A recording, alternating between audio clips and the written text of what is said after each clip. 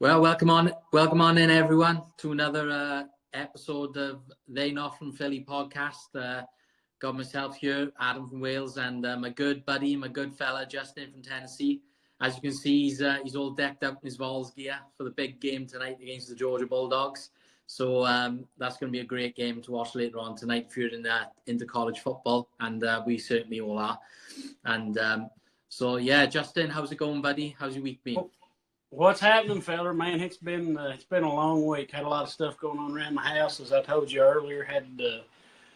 Had some appliance. Well, the fridge go down. We just bought some other new appliances because everything was older. But got it took care of this morning. Everything's hooked up. We're good to go. Ready to talk some birds, bud. Let's go. Okay, so so there's been a lot going on.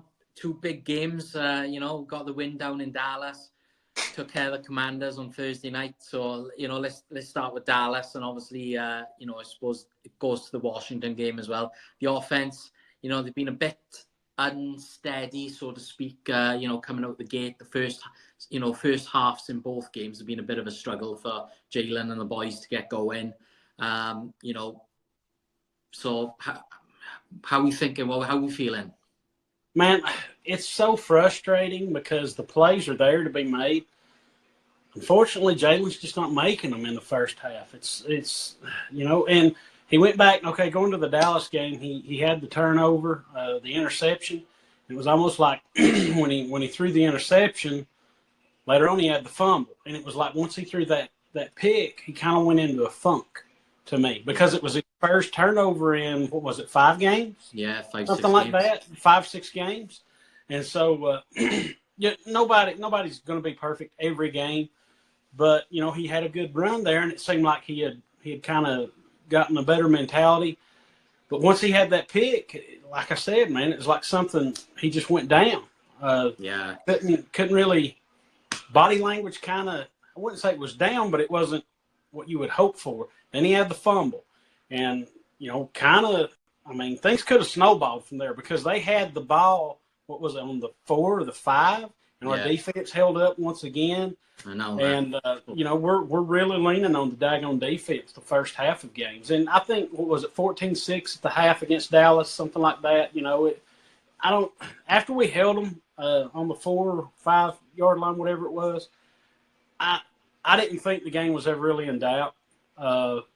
But when you give a team the ball that daggone close and you hold them, backup quarterback, starting quarterback, whatever, you've done something because they ain't all backups, you know. But defense is playing lights out right now. Oh, yeah. It's unreal at how well they're playing. Yeah, they've been lucky these last couple of games that the offenses they've gone up against have been, so poor. They were lucky in the Jags game, that Trevor Lawrence struggled so much. And then obviously, they've gone up against, a backup and a rookie. And, they've been lucky. And obviously, I want to give the defense their due. Like, they've stepped up so big. You know what I mean? It doesn't matter if you're going up against a good or bad offense to play well, regardless. That's the whole point of the game, is to make plays, to make stops, kill drives, and that's what the defense has been doing. And these Georgia boys, they stepping up. Nolan Smith got another sack against the Commanders. Jalen Carter, Jaden Daniels knew Carter was coming for him again in that game, and he was like a bull at the gate. He was just ripping through that offensive line all the time, just wanting to get to Jaden Daniels. And, Josh Sweat got in on the action, and Brandon Graham had a huge game. Again. Oh, BG is just, it's what a season he's had. You could bring him back next year as well. Don't retire. I wonder if he will. That's what I'm thinking. I think depending on how this season ends, I'm wondering if BG will, come. I think they'll have him. I can't see them saying no, we don't want you. So I don't know if he's going to retire because I want to say when he was on the morning show, kind of early on in the season, they were aggravating him, teasing him a little bit, like, you sure you want to really retire? He's like, I don't know, man. We'll just have to see, when that time comes. Yeah. So I think, personally, if we win a Super Bowl, he will retire. He will go out on top. But if we have, say, like a tough loss in the NFC Championship game or a tough loss in a playoff game, as good as he played, he might want to come back as good as he's been this year, you know. But if we win a Super Bowl, I think he's going to retire regardless. But yeah, he's just been such a light, man, to be. What is his 14th season? Is that what it is? 15th season? 15th year. And, you know, and playing many more snaps than what he probably thought he would. We thought he would because, you know, Huff's really not panned out the way we had hoped. So, yeah, I mean, it's awesome watching him still do it, man, because he made a lot of big plays in that Washington game. That's the thing. He's getting action on all different angles on the defensive line. You know, he's getting in through the middle. He's getting around on the edge where they usually like him to play. You know, he's just making plays everywhere. He's BG, man. It's really, really good to see, and he's a great leader for the locker room. You know what I mean? Just having that anyway. Yeah. I think even if he does retire, he'll play some sort of part in the coaching staff, or he'll be like Kelsey, just like, you know, wanting to be in the building. He'll be around, speaking to the guys, keeping them motivated. Yep. He will definitely be around, even if he does retire. He will be around. He loves it. He loves the organization. He said that a lot. I had the pleasure to meet him last year when we were up for that Eagles-Bills game, because the next day we went to Chickies and Pete's. Hung out with Ike Reese, Johnny Marks, and all those guys. And John and Ike made sure my son and I were able to get up there and meet him and talk to him. Awesome guy. Just an absolute awesome, wonderful person. You couldn't ask for a better guy, you know. So, I mean. He does seem like a very down-to-earth guy. Yeah. Very genuine, yes. Yeah. So, you know, I think, to me, in these last two games, I don't know if it's obviously Jalen looks like he's struggling, but like, what do you think about the play calling with Kellen Moore in the first halves of these games? It's very, I don't know, very peculiar. Nothing seems to work. It's hit or miss, but like I said, some of the plays are there.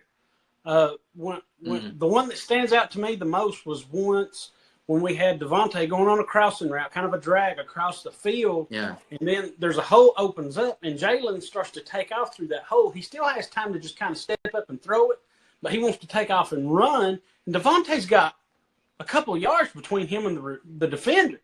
Yeah. And he tries to take off, and then just all of a sudden the defensive end collapses on him, and Jalen goes down for a loss or maybe even at the line of scrimmage. If he just flicks it out there, Devontae's got room to run, man. And then I don't know, teams are scheming up, getting ready, because they know we're going to use Saquon so much. But Saquon is so much better in the second half. It's like he builds momentum. I know, and I mean, it's I don't know, man. It's frustrating, but then at the same time, the plays are there a lot. You know, if you go back, that's the thing is, it's easy for us to sit here in the chair and see the plays opening up, and we're not looking at the live bullets flying underneath. Obviously, like he's got seconds to make all these reads, know, and then determine which one he's going to get the ball to, while obviously thinking he's got to protect the ball, watching that the line doesn't collapse, and all these other different scenarios that are got to play out in seconds in his mind and in his eyes. But it seems to me as well, like I heard it somewhere the other day. I can't remember where it was on WIP on one of the shows. I can't remember who said it, but it seems to be like his natural like protocol seems to be obviously to AJ and Devontae, and then if he doesn't see them open straight away, he doesn't seem to want to go to anyone else, and he's reluctant, and then he's like running out to the pocket, and he leaves the pocket trying to make something out of nothing, and it doesn't work. And then obviously then in the second half they try to keep it going, but then they seem to quickly realize Jalen's not getting it done, and then they start to revert back to Saquon, and then the offensive line get going and they start bullying, and then Saquon's able to break off these runs. That's just that seems to be the pattern in these last two games. The Dallas game, excuse me, I'm not as hard on him with the Dallas game because Mike Zimmer is a really good defensive coordinator. Yeah. And he was literally throwing everything at Jalen in that first half. I mean, there was all kinds of blitzes. If you listen to the morning show this week, John Ritchie was talking about, like, there were a couple of times it was just guys coming from every different angle. Yeah. And I kind of overlooked that. But the leaving the pocket so early when the pocket's there, and instead of stepping up, he wants to roll out to the right or left or whatever. Mm. And like you said, I've always, my whole life watching football, I've always said the best security blanket for a quarterback is a really good tight end. Well, Dallas was back for the Washington game, and Calcaterra has played really well in Dallas's absence. And it seemed like he went to Calcaterra quite a bit during Dallas's absence. Yeah. But Calcaterra didn't have a single catch or target, but he had the play of the game in recovering that fumble against Washington as well. If he doesn't recover that ball, we're talking about a different game, because you just know that Washington, there was like 4 guys swarming towards that ball, and the speed that Calcaterra made to jump on the ball. If he doesn't make that play, Washington get the ball back, and I just had this feeling then, you just know that what's going to happen. They're going to march right down the field. The defense are tired at that point. It's coming towards the end of the game. You know what I mean? The defense are having to make all these plays all game, and you just know then that Washington more than likely going to get at least into field goal range, or even get it down. You don't know with Jaden Daniels in that type of game, but Calcaterra, Dallas comes back, and all of a sudden Calcaterra is just like, no, it's like Jalen is like, no, I've got to get the ball to Dallas. I'm not allowed to go anywhere else. Like that interception, Diggs, he made hell of a play to get the ball. But like I said to you, looking back at it, Calcaterra was open. He went off to the left. He got in the end zone. He was waving his arm, and it was like Jalen just had his eyes only on Dallas. Maybe Dallas is the first read, and that's fine. But Calcaterra was there, and I don't know. It's like he's got these certain reads, and that's it. Same thing happened on that ball that he threw to Devontae in the end zone. Dallas was wide open at like the 8 or 10 yard line. Yeah. And if he gets to Dallas there, Dallas catches it and gets ahead of steam, you're probably not going to stop Dallas Goedert going into the end zone. And I understand, we all know Jalen wants to hit the home run. He wants to hit the big shot. But sometimes if you take what they give you and allow your players to do their job, they can make guys miss. They can break tackles and stuff like that. So if he gets the ball to Dallas right there instead of taking that shot to Devontae, which was a tough throw, he was covered. If he dumps it off to Dallas there, I think Dallas scores because there's really nobody between him and the end zone. If there are, it's a smaller DB, and he's going to just run right through him. Yeah. It's been a funny couple of games of the offense. I mean, with these games coming up now with the Rams and the Ravens, the Rams, that's a winnable game, but at the same time, it's not going to be an easy one. It wasn't last year, and I think the Rams seem to be in a better position than they were last year at this point in the season. And, they're more or less back at full health. They got, Nakua back, and Cooper World on fire this season. But, they're still big threats. And Matthew Stafford, he has his moments where he can throw a game away, but he's still Matthew Stafford. He's still a good quarterback. And obviously, so this could end up being, again, another defense game where the defense is going to, they're going to be the ones lead upon if the offense doesn't keep going. And like you said, we're getting to the point of the season now where defenses are going to find ways how to stop Saquon. There's going to come that point. Whether they'll be able to stop Saquon is, and I hope they don't. You know what I mean? And for all of us, and I can't see that really happening either. But at the same time, we've got to find different ways to win these games. You can't keep being reliant on Saquon lighting up in the second half and the defense, making these stops that they've been making. We've got to start getting our foot on teams' necks early on if we can. You know what I mean? Or at least have a good lead going into the second half of a game. Well, going back to the thing with Jalen taking the checkdowns and dump offs, that one little pass he threw to Saquon, everybody was covered. Saquon just kind of leaped out, got right in the middle of the field. He was wide open. He dumped it to him, and that was like, 30 yards or more that he got. So take what they're going to give you. I know you want to hit the home run. yeah, I know you want to hit the deep ball to AJ or Devontae and all that, but personally, unless they've got good separation, right at that point, I say dump it off to Saquon and let him get 10 yards or make a guy miss and get 30 yards. You know what I'm saying? I mean, sometimes you just got to be smart about it. But like I said, it's easy for us. We're sitting in our chairs talking about it. We're not facing the live bullets. But like with the dump offs, it's like when they have Kenny Gainwell out there, they seem to do that with Kenny Gainwell. They dump it off to Kenny Gainwell, but he seems, to not want to do it with Saquon. You know what I mean? And if the reads aren't there, if AJ's doubled, if Smithy's doubled, if Dallas is not open, you know what I mean? You've got and if you've still got the clean pocket, dump it off to Saquon. That's what he's there for. They do it with Kenny Gainwell, and Kenny will get the yards. Something that Washington did that I really liked, they went with 2 backs the other night. A lot. Yeah. They did it quite a bit with Eckler and Robinson in the backfield a lot. Man, I'm telling you, I'm an old school football guy. My son makes fun of me. I like the old school lineup in I formation with a fullback and, just beat them to a pulp going down the field, 3 yards in the cloud of dust type of stuff. I mean, that's what I grew up on in old school SEC football. And I know we're never going back to that. But when you've got as athletic of running back as we have in Kenny Gainwell, Saquon Barkley, and Will Shipley, line them up beside one another. And, you could have Dallas at the tight end position, have Devontae and AJ on the outsides. Then you can put Saquon or Gainwell or Shipley, whoever's back there, put them in motion. I mean, there's just so much you could do. And Gainwell had a really good game the other night. I mean, that one drive, he was just ripping it down the field, dude. Didn't he wind up with over 40 yards or something in rush? So, I mean, he had a really good game. And I think, it's like Ike said yesterday or the day. Yeah, it was yesterday, I guess, the day after the game. I think they're really going to start to lean on Kenny a little more, especially late in games, to kind of take a little of the load off. And then when the fourth quarter comes, you can really step on their neck with Saquon if you've got a lead. Oh, yeah.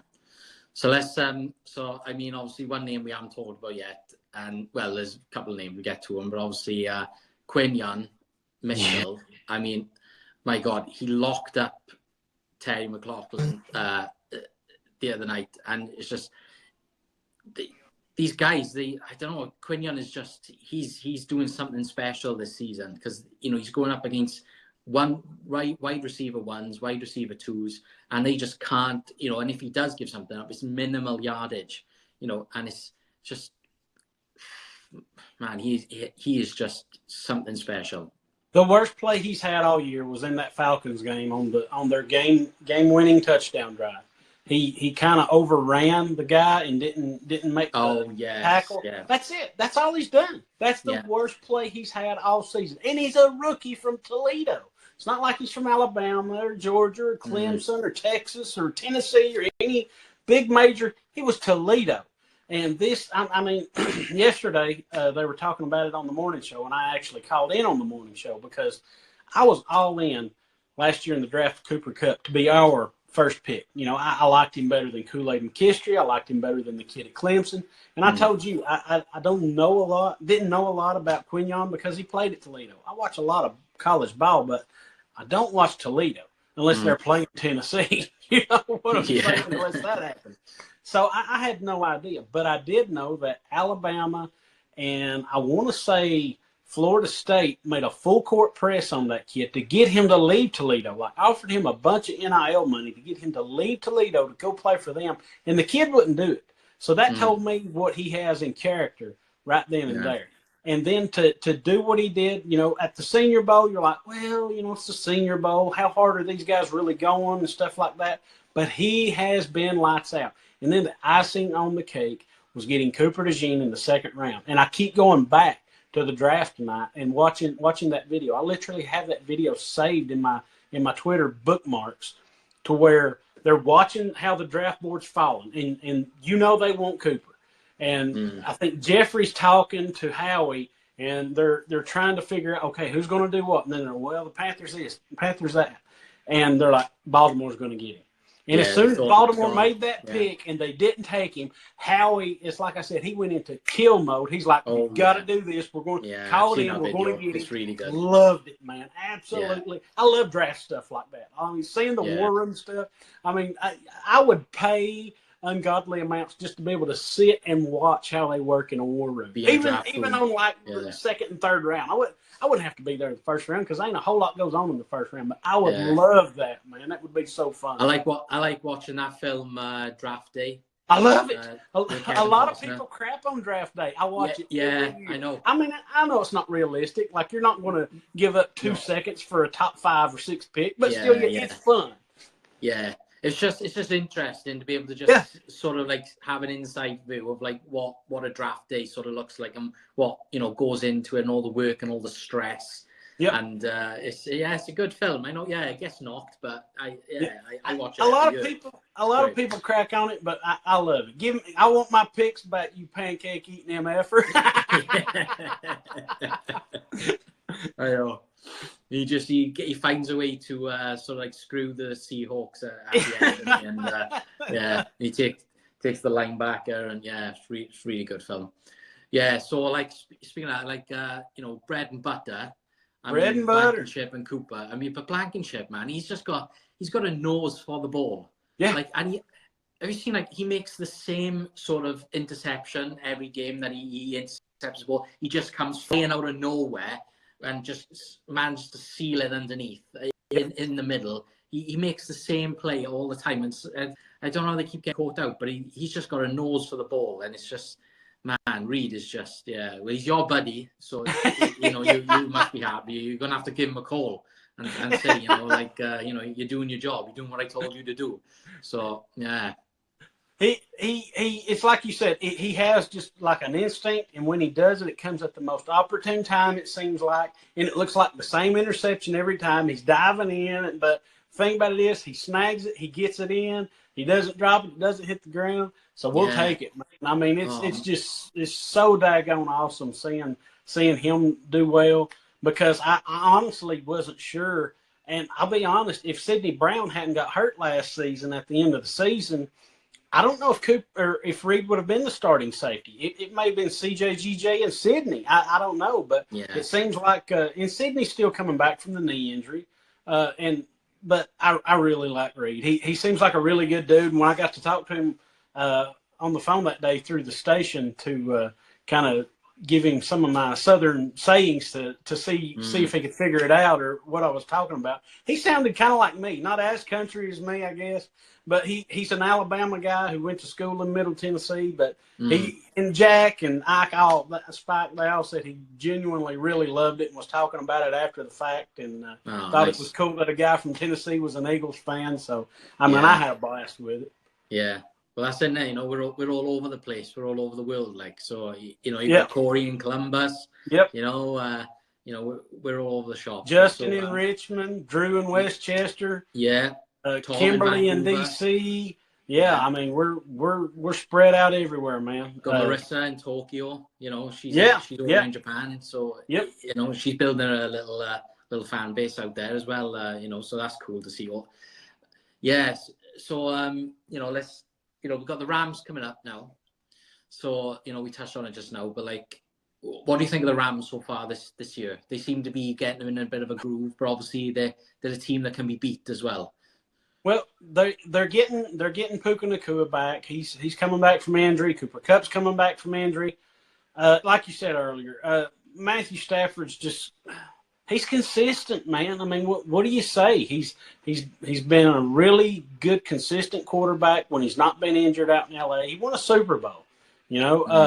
They lost Aaron Donald, and I wondered how much that would affect the defense. But they got a guy from Tennessee late in the draft last year, Byron Young, who I would have given anything for us to take, who's really lighting it up.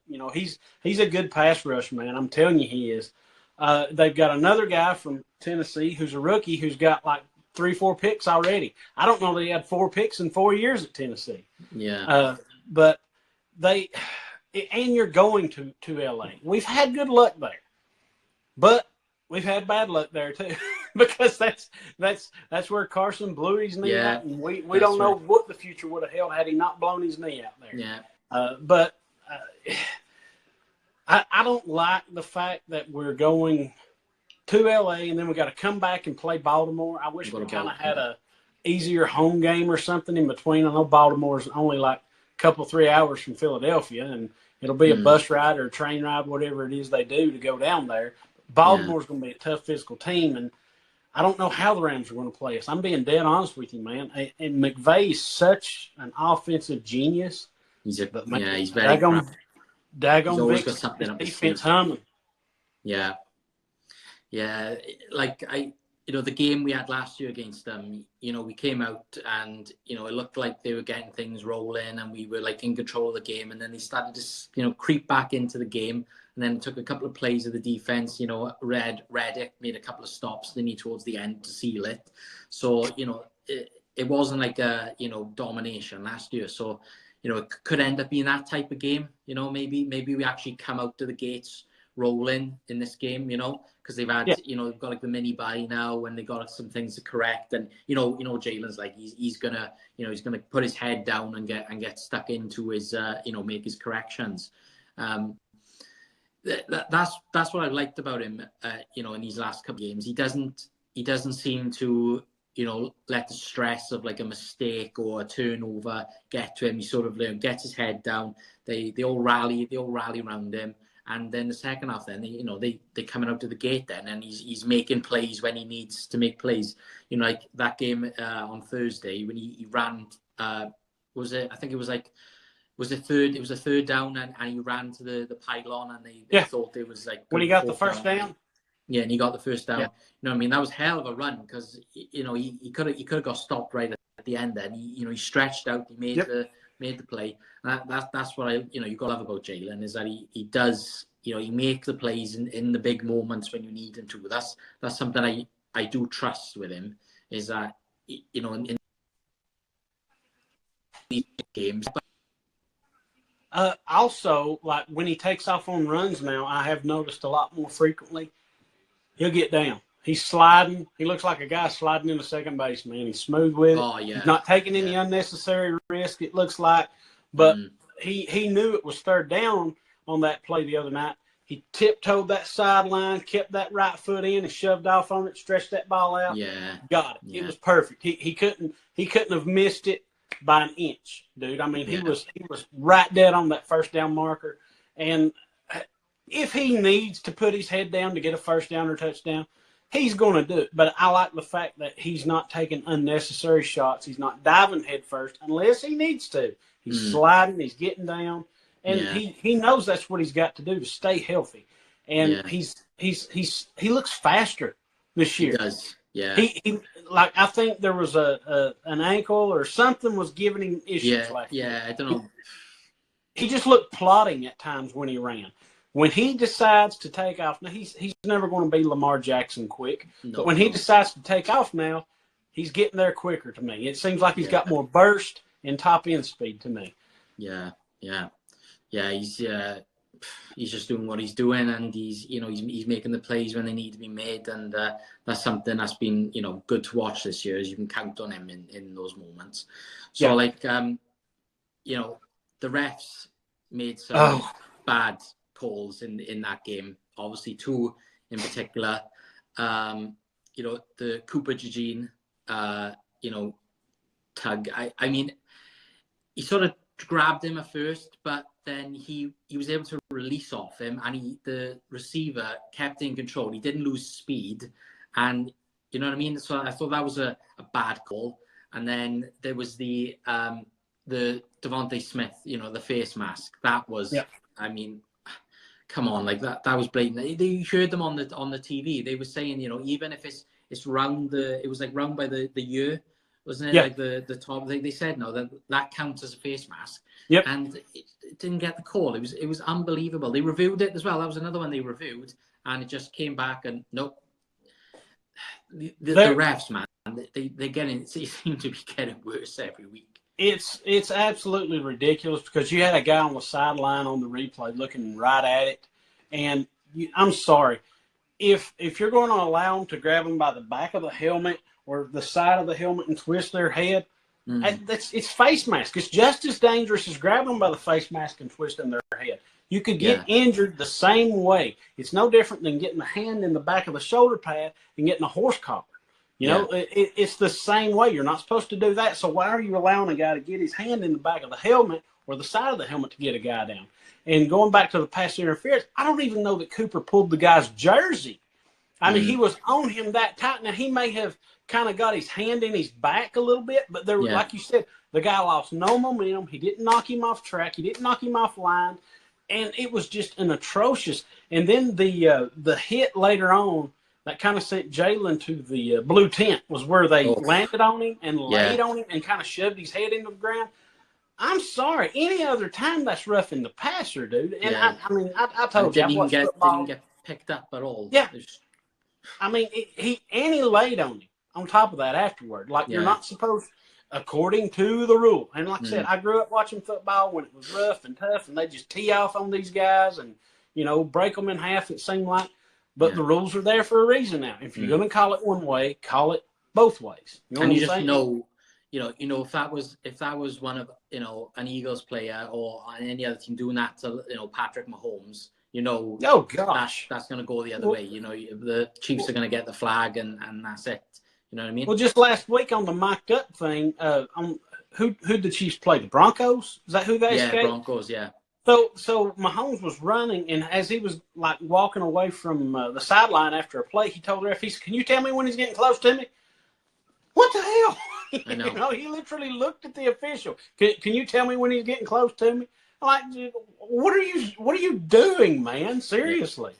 I hate watching a Chiefs game at the moment because obviously you've got the whole Kelsey Swift thing, and it's just every time something happens, they pan to Taylor Swift up in the booths, and it's just getting too much.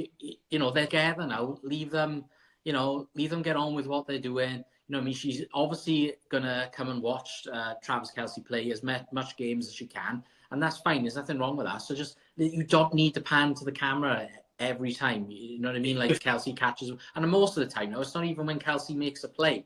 Yeah, it's just when there's a brief stop between the play calling, they're panning up to Taylor Swift. It's getting ridiculous. It's like, you got the Chiefs and the Bills, this weekend. You know what I mean? It's going to be a massive game. But is it in Buffalo or is it in Kansas? I am not sure. I don't know about that, to be honest with you. I'm not sure, yeah. Like, I understand that if it's a big touchdown catch and you want to pan up and you want to see her celebrating with Kelsey's mom or whatever, or say it's a career milestone or whatever, you want to pan up to her. But if you just got a brief timeout and you come back from a TV timeout and the first thing you show is Taylor Swift, come on, man. I mean, they're doing it for a reason. All these girls love her and they want to see her and all this crap.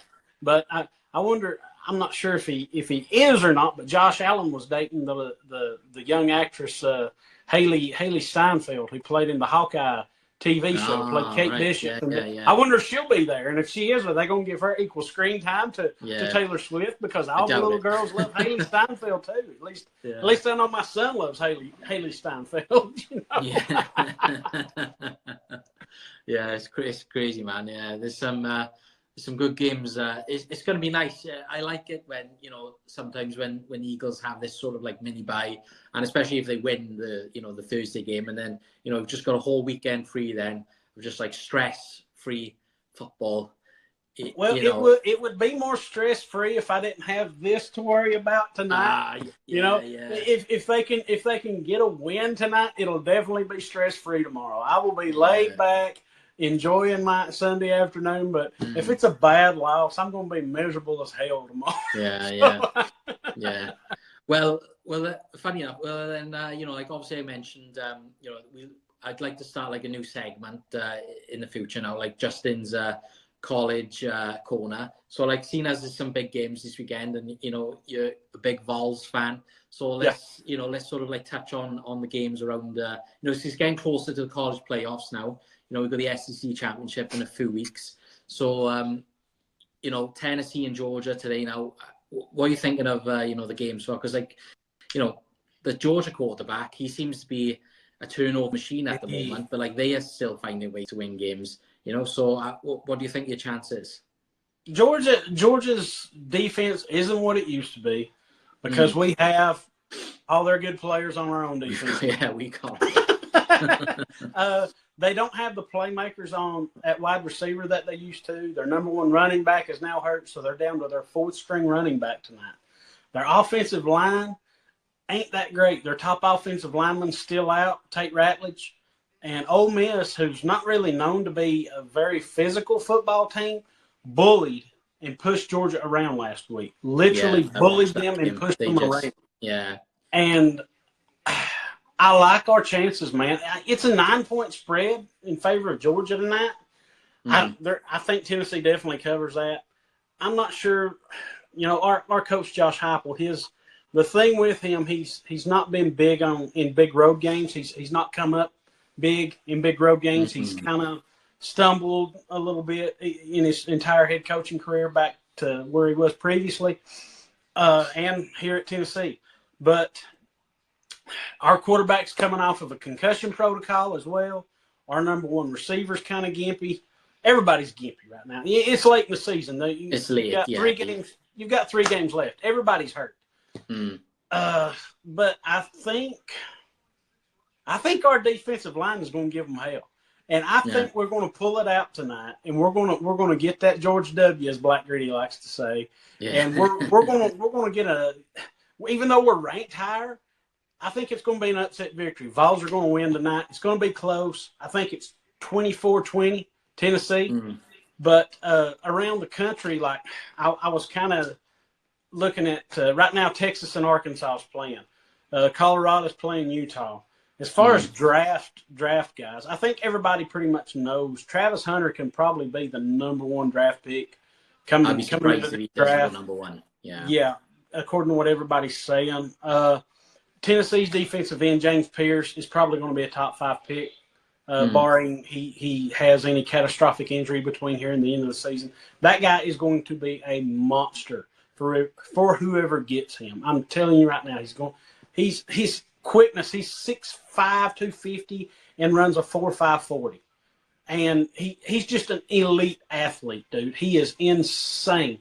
As far as the other, we rotate 12 guys on defensive line. That's how deep our defensive line is. Wow. And there's not a lot of drop-off. These guys have bought in. They play hard. They play for one another. And they got an edge and an attitude about them. There's another guy, for anybody watching, Amari Thomas, number 21. Man, he's tough in the middle. He's a defensive tackle. He can get after the quarterback, and he's a good run stuffer. He can eat up blocks a little bit, but he's not big like Jordan Davis, but he's a big guy. Jordan Davis is like, 6'6", 320, 330, something like that. He's not quite that big, but he's a big, powerful guy, and he can get after the quarterback and collapse the middle of that pocket. Another game that I was looking at, Clemson and Pitt are playing right now. I don't know a whole lot about Pitt. Clemson's always got good players. They would have to.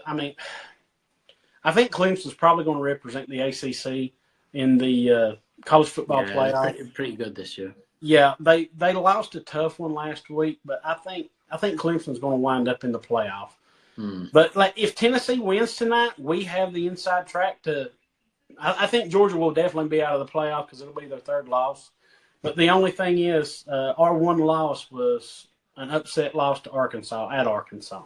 A game we should have won. I think we lost 19-15, something ridiculous like that. And everybody's saying if we lose today, we're pretty much out of the playoff. I don't quite necessarily agree with that because in the SEC, if you have 2 losses and they're both on the road and it's to a really tough Georgia team and a competent Arkansas team, I don't know how that can keep you out, especially when you have a home win over Alabama, a road win over Oklahoma. And I know Oklahoma's not as good as what they have been in the past. Florida's playing better this year. But, anyway, that's probably enough college football talk. People probably don't want to hear a whole lot about that. Well, no, that edge rusher sounds good. And from Tennessee. So we're most likely going to be in need of an edge rusher next year. So we're going to have to find a way to get the Howie and get him going in the draft. I think. Well, I don't think we can touch James Pierce next year. I really believe he's going to be a top 5 pick.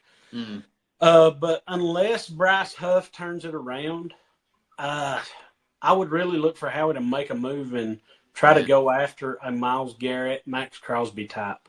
I really do. Because Saquon is like I don't know what his cap hit is next year. This year it's crazy low.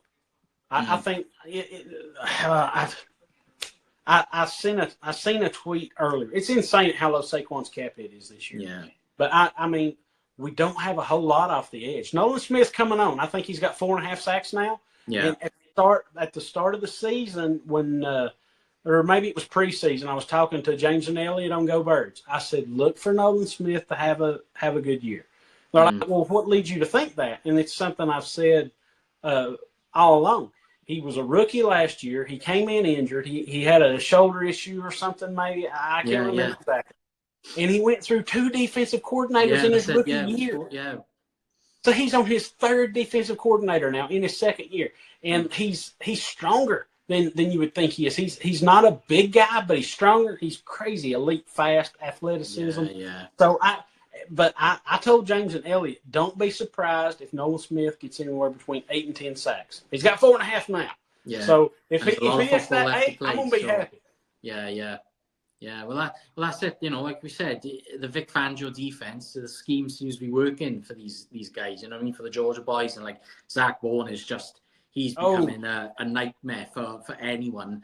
And you know, like I've heard it all week, and you have as well, probably, that how he's you cannot let this man go in the off season. Yeah. You know what I mean? Pay him now, pay him when the season ends, whatever you got to do. You cannot let another good linebacker. We let TJ Edwards go, and we suffered for it, and we found a gem in Zach Bourne now. So we got to hold on to him. You know, do you think we do? He's still young as well.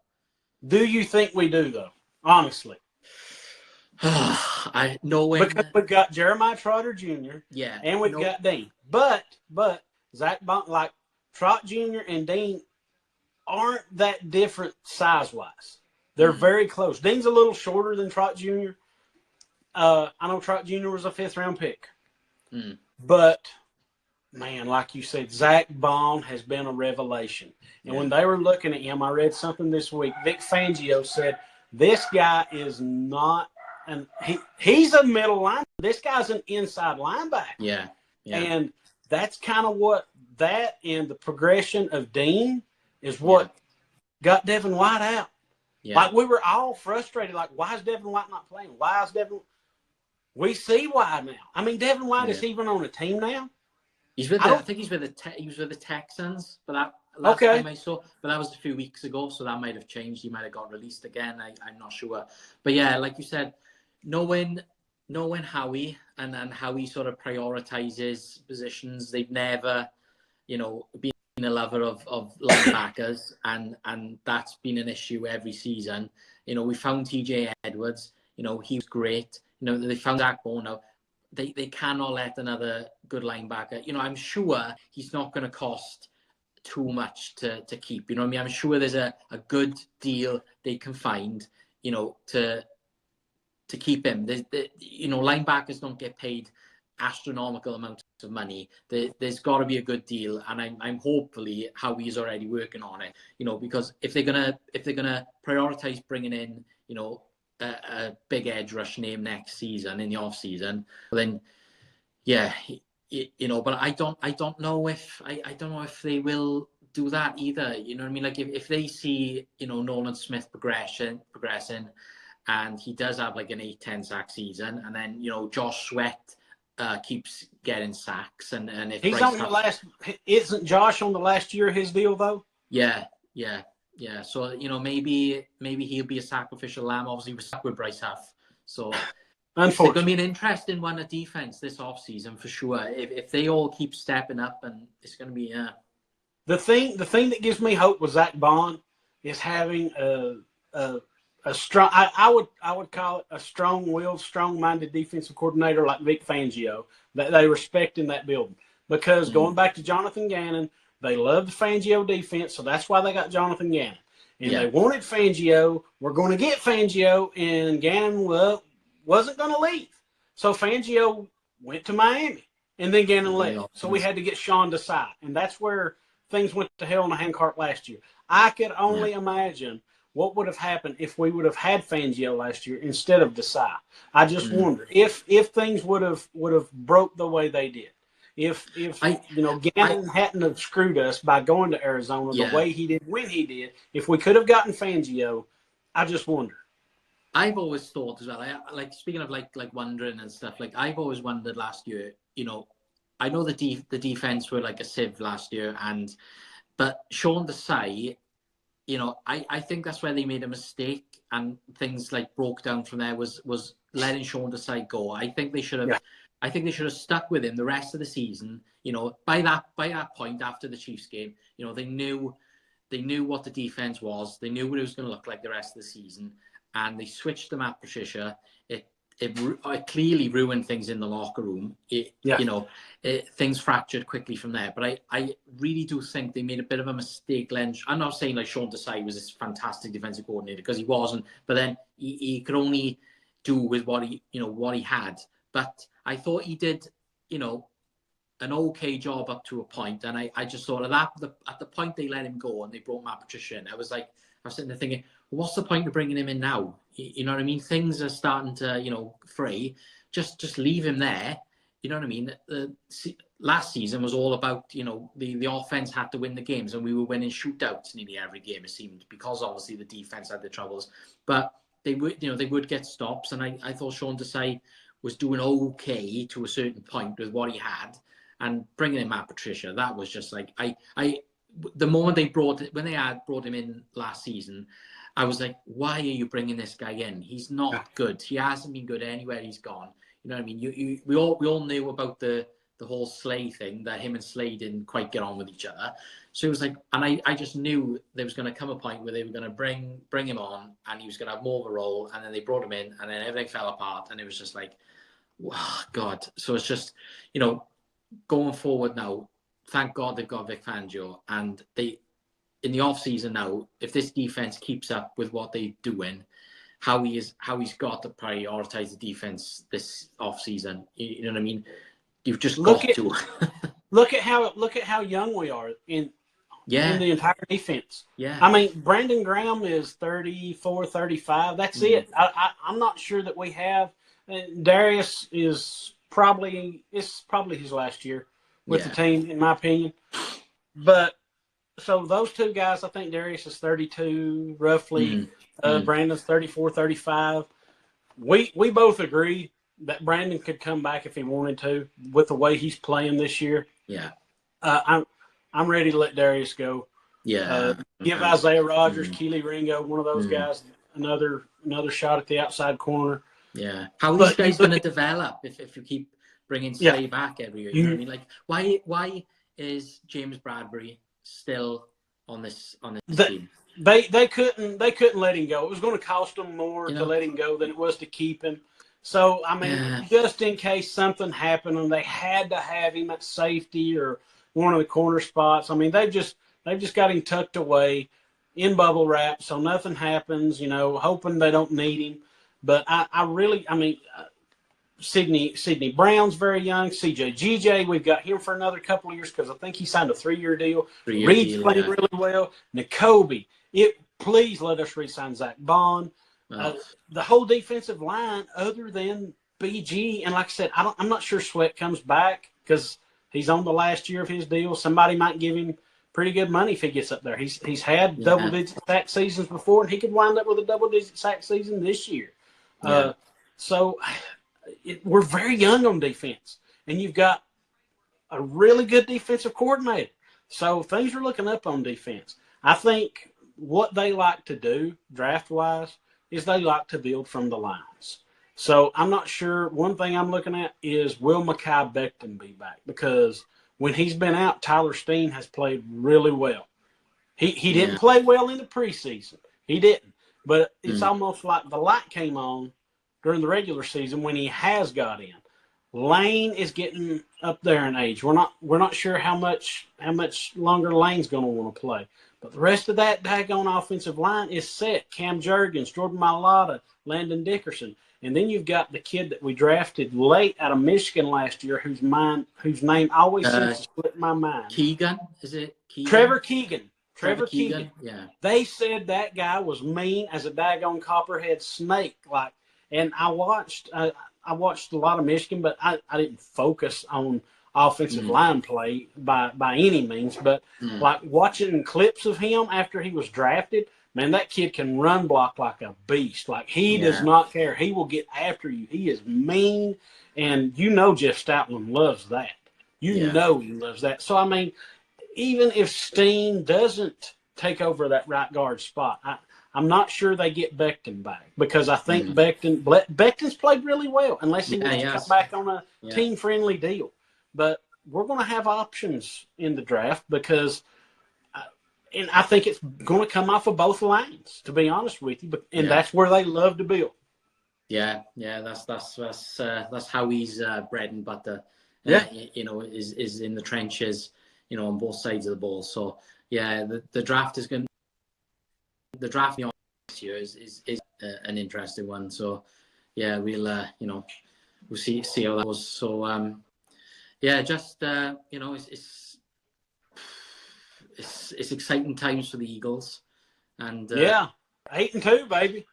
Yeah, we got some good things going. Keep this. If they can get these first halves, going where we score in the first half, we're going in with a comfortable lead, not having to go in with 3 points. Do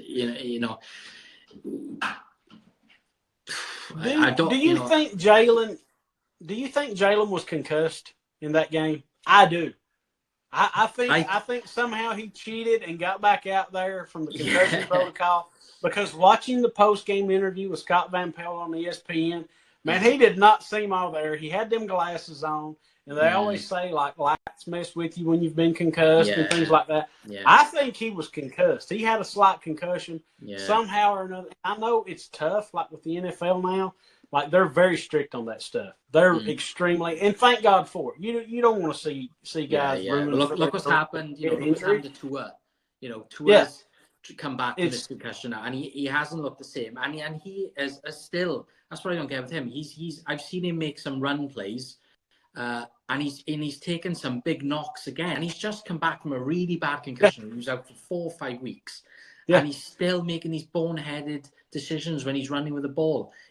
So that was the thing. Like, I'm glad whatever happened to Jalen happened just before the half, because they were able to obviously get him right. And if they did cheat the system, they had plenty of time to figure it out. During the half. But that's one move I didn't like in the off season, was with Howie bringing in Kenny Pickett, trading for Kenny Pickett. It was like, I know he liked him in the draft year before, because you see that infamous clip of Howie with the goggles at the Pitt game, and everyone was freaking out. And it's like, I when I see Kenny come in, I know obviously they only have given him a little package to play with when he does come in. He's most of the time he's handing the ball off to Will Shipley or Kenny Gainwell. He makes maybe 1 or 2 pass attempts, but he just seems like he can't. The pass attempts just don't seem great. When he does it, I like, God forbid, some out of Jalen and he has to come into the game. It's like, no, and it's clearly they're going with him over Tanner McKee, and I'd rather give Tanner McKee a run out there. You know what I mean? I know he didn't look good in the preseason this year. Tanner McKee, he looked a bit off, and he didn't look great. But neither did Kenny Pickett. But obviously they've gone with Kenny Pickett as the second choice because he's got more of that NFL starter experience. But that's one move I really didn't like how he made. My theory on backup quarterbacks is if you have a starting quarterback like a Lamar Jackson, a Jalen Hurts, one of these really athletic quarterbacks, who can do a little bit of everything, then your backup should be comparable to that. We don't have that. No. Kenny Pickett's not like that. The who's the other kid? Tanner McKee. He's not a mobile quarterback. No. So that's what the Ravens did a couple of years ago with Tyler Huntley or something like that was his name. Come out of Utah, I believe. That kid's a really good backup quarterback. He's Yeah. mobile. He can run that's something that confuses me. Now, if you have a pocket quarterback per se, like a Matthew Stafford, Jared Goff, it doesn't matter what your backup quarterback is. No. But if you have a mobile quarterback, like we do, like the Ravens do, like Houston, C.J. Stroud doesn't run a lot, but he's still mobile. But he can. He's athletic. He can. Kyler Murray. Josh Allen is mobile and athletic.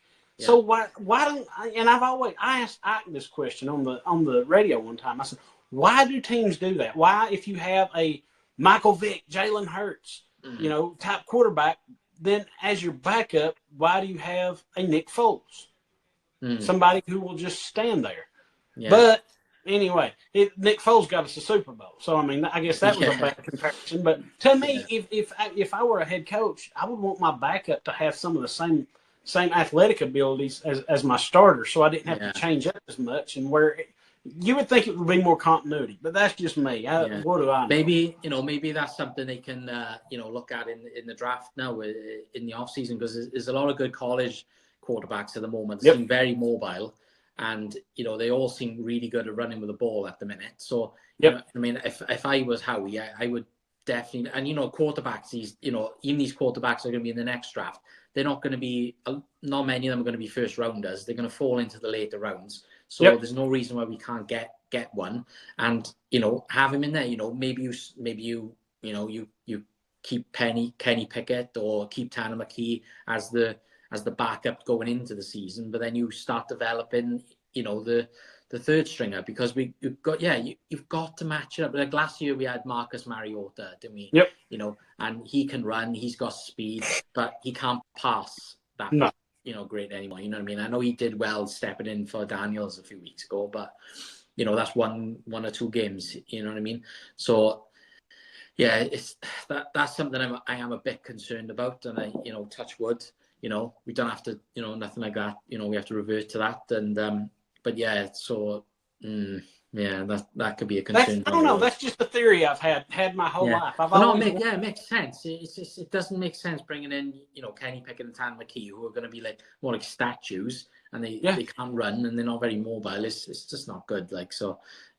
But we big game coming up now next at the Rams, but it's a win game, and as long as they keep everything ticking, the vibes are good on both sides of the ball at the minute. I love seeing all these little dances they're doing in the locker room. Yes, and looks like the Super Bowl year. Yeah, the vibe, the vibes are good, so. So about Jake Elliott, what are your thoughts on Jake?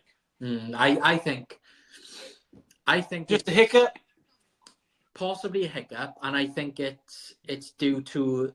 It could be due to the fact it's gone in his head a bit, because Nick has chosen not to go to him in a few of these games. Like we've seen, these fourth downs, going for it on fourth downs, going for 2 points instead of the conversions. And Jake is just standing out there. He's not getting the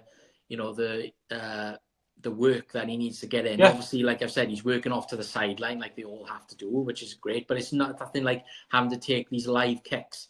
And, he's having to be trotted out there to try and make 60-yarders, 50-yarders, in the cold. He hasn't, you know what I mean? And it's thrown him off, but I'm not concerned going into the future. Jake Elliott is one of the best kickers in the game. What I mean? We've seen Justin Tucker, he's starting to struggle a bit in Baltimore, and everyone thought, he can't miss a kick, and he is starting to miss kicks, So, Jake is one of the best, and, if it came down to, we need the Buffalo game last year, innit? You know what I mean? You needed him to make that 60-yarder kick. Yeah. He made it, and it was got us to overtime. So, I still trust Jake going forward. You know what I mean? He's Jake the Make Elliott, isn't he? For a reason. So, you know what I mean? It's just, I think it's just he hasn't had that consistency this season, and it's thrown him off a bit. And, he needs to just get that right in his head, and I think he'd be okay going forward. If he makes all of his kicks the other night, it's a blowout. I mean, it was a blowout. That last touchdown to Ertz was, that was garbage time touchdown. But I mean, that's 8 points he leaves on the board. Two field goals. Yeah.